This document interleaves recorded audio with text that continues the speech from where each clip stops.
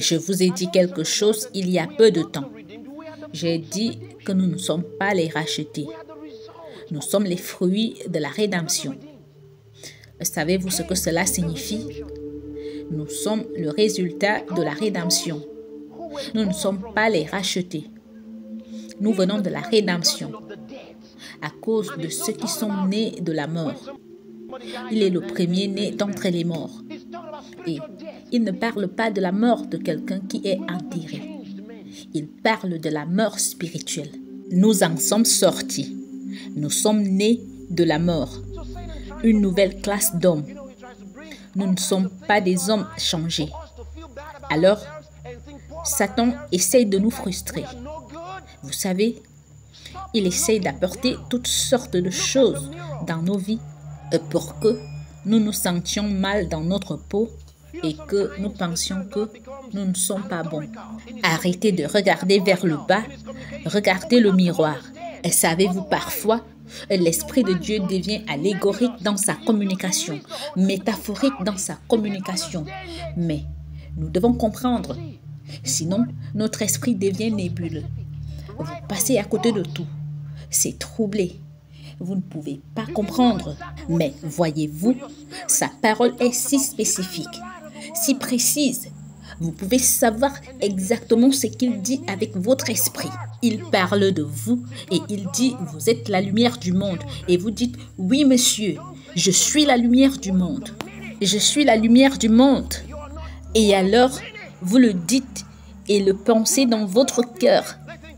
Vous dites, je suis la lumière du monde et je le sais. Et savez-vous, beaucoup de gens pensent, oh Seigneur, tu as beaucoup de ministres, tu as beaucoup de pasteurs, tu as beaucoup d'évangélistes. Vous avez beaucoup de... Vous savez, ils pensent qu'il a tant d'enfants. Et alors, je ne suis qu'un parmi tant d'autres. Non, Dieu n'est pas comme ça. Il n'est pas comme ça. Écoutez, il n'est pas lié à un parmi tant d'autres. Comprenez ceci. Personne n'a jamais été comme vous. Personne n'est comme vous aujourd'hui. Personne ne sera jamais comme vous. Vous êtes unique. Vous êtes le seul vous que Dieu ait jamais eu. Alors quoi? Sois le meilleur de toi-même. Brille de tous les feux. Savez-vous quoi? Il y a un message que Dieu a mis dans nos cœurs. J'ai ma façon de le communiquer. Vous avez votre façon de le communiquer. Mais personne ne peut le faire comme vous. Dieu a besoin de vous. C'est pourquoi vous êtes si unique. Vous devez accomplir votre destinée. Alléluia. Accomplissez-le. Accomplissez-le. Ne laissez pas vos rêves mourir irréalisés. Et savez-vous ce que David a dit? Je ne mourrai pas, je vivrai. Je raconterai les œuvres de l'Éternel. Que vas-tu faire? Pourquoi devriez-vous vivre un jour de plus? Pourquoi as-tu besoin de vivre un jour de plus? Écoutez, il n'y a qu'une seule raison qui soit nécessaire. Il n'y a qu'une seule raison. Il y a quelque chose que tu es le seul à pouvoir faire. Il y a quelque chose. Il y a un sourire que tu es le seul à pouvoir donner. Il y a un rire que vous êtes le seul à pouvoir donner.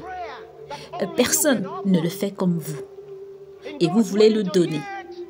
Et vous voulez le partager. Vous voulez le communiquer. Le monde en a encore besoin. Il y a une prière que vous seul pouvez offrir. Et Dieu attend de l'entendre. Alléluia. Et dis merci à Dieu pour cette heure. Et dis merci à Dieu pour ton temps de bénédiction. Et tu n'es pas un accident. Quelqu'un dit, je ne sais pas si je suis appelé par Dieu ou non. Je me suis juste retrouvé à servir Dieu. Je ne sais pas. Les gens parlent de l'appel. Je ne sais pas si je suis appelé, mais je sais juste que j'aime Dieu. Et je veux juste faire ce que Dieu veut que je fasse. Alors, qu'est-ce que l'appel? Ne pouvez-vous pas comprendre que quand votre esprit est attiré par Dieu, c'est ce que nous entendons par appel ici. Et quelqu'un dit, as-tu entendu une voix Non, il n'a pas entendu de voix. D'accord. Sentez-vous une attirance? Pourquoi ne peux-tu pas être avec les autres gars à faire toutes ces mauvaises choses? Pourquoi cette attirance? Ne l'entendez-vous pas? Quelqu'un nous a raconté l'histoire de Jésus. Il a vu quelqu'un et il est allé le serrer dans ses bras et l'a embrassé. Il en a vu une autre personne.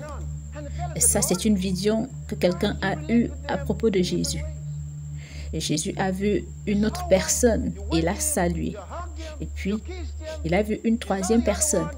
Et il a simplement hoché la tête et a continué. Et la personne lui dit, « Seigneur, pourquoi les traites-tu de différentes manières?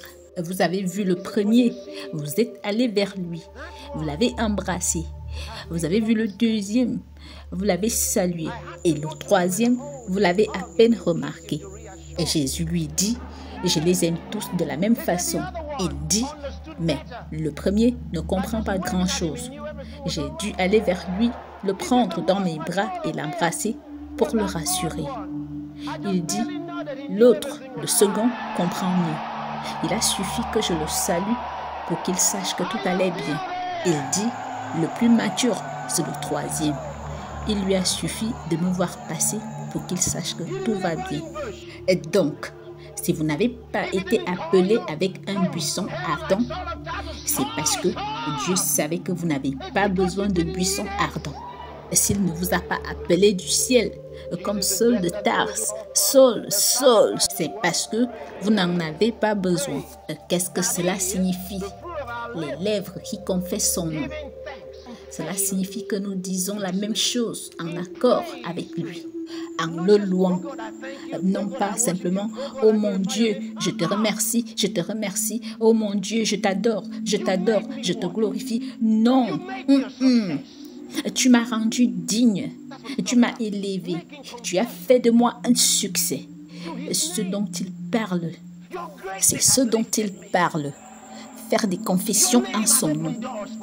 Ta grandeur m'a élevé. Ton nom m'a ouvert les portes. Je ne peux plus échouer dans ma vie. Faire des confessions en son nom. Et ça, c'est le sacrifice. C'est le sacrifice de louange. Quand vous parlez ainsi, c'est le sacrifice. Et savez-vous ce qu'il vous a dit? Quoi que vous fassiez en parole ou en œuvre, faites tout au nom du Seigneur Jésus, en rendant par lui des actions de grâce à Dieu le Père. Vous avez l'obligation de faire toutes choses au nom de Jésus.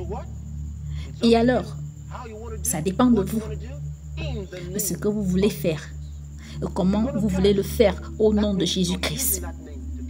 Et si vous allez maudire, cela signifie que vous utilisez ce nom pour maudire. Vous maudissez au nom de Jésus. Il ne le veut pas. Et ça, c'est un abus de pouvoir. Vous voyez cela? Et si vous voulez être malade, vous voulez être malade au nom de Jésus. Ça, c'est un abus de pouvoir. Vous voyez? Vous vivez au nom de Jésus. Et vous décidez de ce que vous voulez faire. Et quelle vie voulez-vous vivre au nom de Jésus? Je préfère vivre une vie glorieuse en son nom, de gloire en gloire, de succès en succès, de victoire en victoire, sans jamais être abattu, jamais, jamais vaincu, jamais.